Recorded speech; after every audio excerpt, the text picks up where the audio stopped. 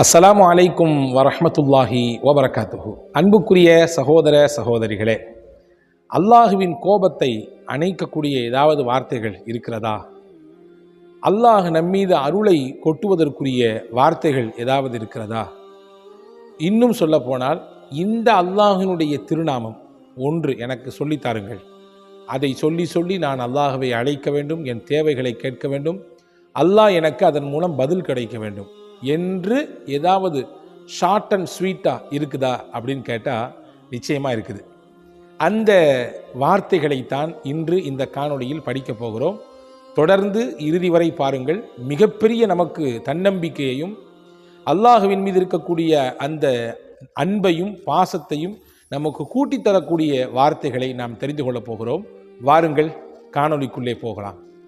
நபிகள் பெருமானார் ஸல்லல்லாஹு அலைஹி வஸல்லம் அன்னவர்கள் அறிவிக்கக்கூடிய ஒரு ஹதீஸ், சையதுனா அபு ஐயாஷ் இப்னு ஸைத் இப்னு சாமித் ரலியல்லாஹு அன்ஹு அவர்கள் இந்த ஹதீஸினுடைய அறிவிப்பாளராக இருக்கிறாங்க.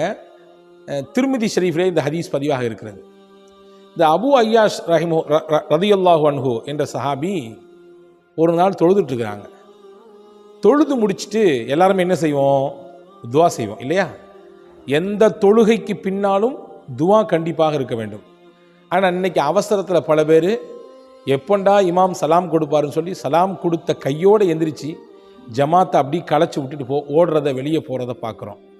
ஆனால் தொழுகைக்கு பிறகு அந்த தொழுகையின் அங்கீகாரமே துவாவில் இருக்கிறது. எனவே எந்த தொழுகை தொழுதாலும், அது சுன்னத்தாகட்டும், ஃபரதாகட்டும், இல்லை முஸ்தஹப்புகளாகட்டும், வாஜிபுகளாகட்டும், நஃபீலாகட்டும், எந்த தொழுகை தொழுதாலும் கடைசியில் ஒரு ஒரு ஒரு 30 செகண்டாவது அல்லாட்ட கையேந்தி துவா செய்யணும். நீங்கள் எதை கேட்குறீங்களோ இல்லையோ, யாரெல்லாம் நான் அந்த தொழுது இருக்கேன், இந்த தொழுகை கபூல் செய்யணும் கேட்கணும். குறைந்தபட்சம் இந்த இது மாதிரி உண்டான தொழுகையின் மீது எனக்கு நிம்மதியையும் ஈடுபாட்டையும் அதிகரித்து கொடுன்னு கேட்கணும் இல்லையா? இப்போ இந்த சஹாபி அபு ஐயாஷ் ரலியல்லாஹு அன்ஹு அவர்கள் தொழுது முடிச்சுட்டு துவா செய்கிறாங்க. என்ன துவா செஞ்சாங்க அப்படின்னா, அந்த ஹதீஸை தொடரிலே படிக்கிறேன் பாருங்கள். அல்லாஹும்ம இன்னலக்கல் ஹம்த் லா இலாஹ இல்லா அன்த யா ஹன்னான் யா மன்னான் யா பதீஅ ஸமாவாதி வல் அர்த் யா ஸல் ஜலாலி வல் இக்ராம். இதான் சொன்னாங்க. 5 அல்லாஹ்வினுடைய முக்கியமான திருநாமங்களை கொண்டு துவா செஞ்சிருக்காங்க. அல்லாஹும்ம இன்னலக்கல் ஹம்த், யா அல்லாஹ் உனக்கு எல்லா புகழும், நீ எப்படிப்பட்டவன்? லா இலாஹ இல்லா அன்த, உன்னை தவிர வணங்குவதற்கு தகுதியானவன் உலகத்தில் யாருமே இல்லை. யா ஹன்னான் யா மன்னான், அதிகப்படியான இரக்கம் உள்ளவன், அடியார்கள் மீது அருளை அப்படியே அள்ளி அள்ளி கொட்டக்கூடியவன். யா பதீஅ ஸமாவாதி வல் அர்த், வான பூமியை எந்த முன்னுதாரணமும் இல்லாமல் நுட்பமாக படைத்தவன். அதே போன்று யா ஸல் ஜலாலி வல் இக்ராம், கண்ணியமும் மகத்துவமும் பொருந்தியவன் நீ. இந்த வார்த்தைகளை கொண்டு அவர் அல்லாஹ்வை துவா செய்வதற்கு முன்னால் இப்படி புகழுகிறார். துவாவுடைய முறையை எடுத்த உடனே நம்ம அல்லாஹ்ட்ட கேட்கக்கூடாது. கையேந்தி யா அல்லாஹ் அதை கூட இதை கூட கேட்கக்கூடாது. முதல்ல அல்லாஹ்வை புகழணும். நபி ஸல்லல்லாஹு அலைஹி வஸல்லம் ஸலவாத்து சொல்லணும். அதற்கடுத்து அல்லாஹ்வை புகழணும். அல்லாஹ்வை புகழ்ந்து ரசூலுல்லாஹி ஸலவாத்து சொன்ன பின்னாடி தான் நம்முடைய துவாவையும் கேட்கணும். ஹதீஸில் வந்திருக்கிறது, ஒரு சஹாபி போய் தொழுது முடிச்சு உடனே அல்லாஹ்ட்ட கையேந்து துவா செஞ்சாராம். இப்போ ரசூலுல்லாஹ் சொன்னாங்கன்னா, இவர் துவால அவசரப்படுறாரு அப்படின்னாங்க.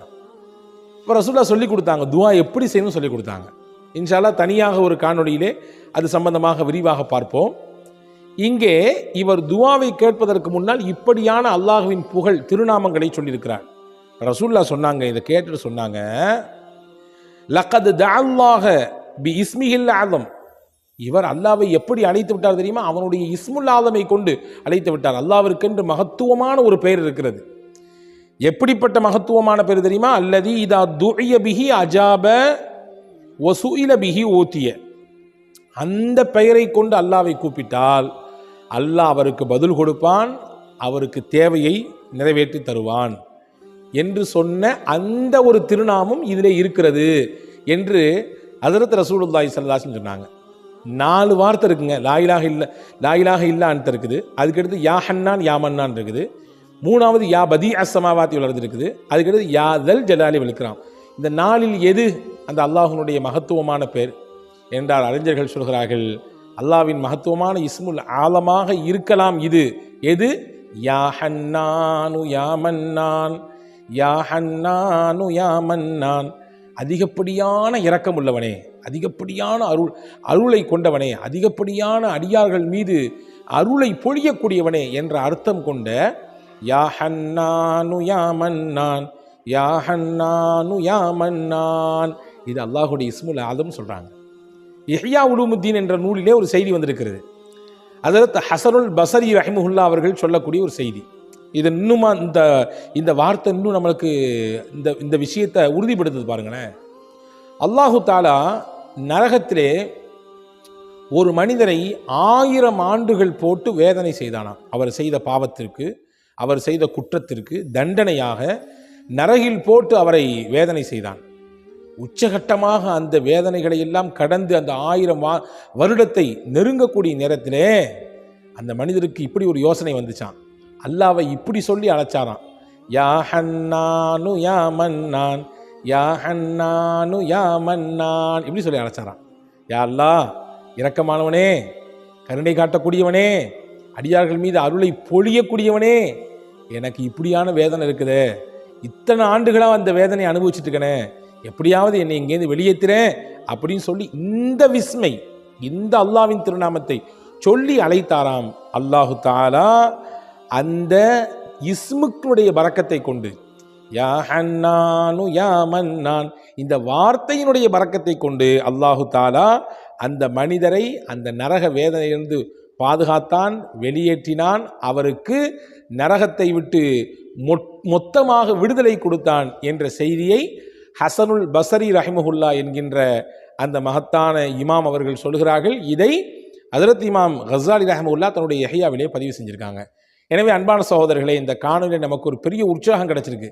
அல்லாஹ்ட்ட அழைச்சி நெருங்கிறதுக்கு அவனுடைய இஸ்முல் ஆலம், அதாவது எந்த இஸ்மை சொல்லி நம்ம அல்லாஹ்ட்ட துவா செஞ்சா நம்ம துவாவை அல்லாஹ் ஏற்றுக்குவானோ, எந்த இஸ்மை சொன்னால் நம்ம மேலே அல்லாஹ் கோபமாக இருந்தாலும் அப்படியே கரைஞ்சி போயிடுவானோ. ஒரு அத்தா தன் பையன் மேலே கோபமாக இருக்காரு, கடுமையான கோபமாக இருக்காரு வச்சுக்கங்களேன்.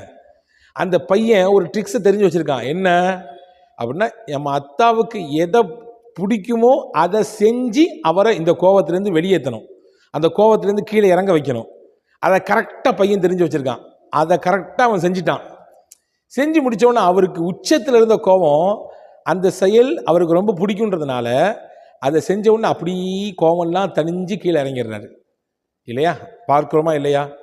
இதை மாதிரி அடியார்களின் மீது உச்சபட்சமாக கோபத்தில் அல்லாஹ் இருந்தாலும் அந்த கோபத்தை எல்லாம் கீழே இறக்கி நிதானத்திற்கு, பாசத்தோடு, பிரியத்தோடு அந்த அடியாரை பார்ப்பதற்குரிய ஒரு நிலையை ஏற்படுத்தக்கூடிய வார்த்தை தான் யா ஹன்னானு யா மன்னான்.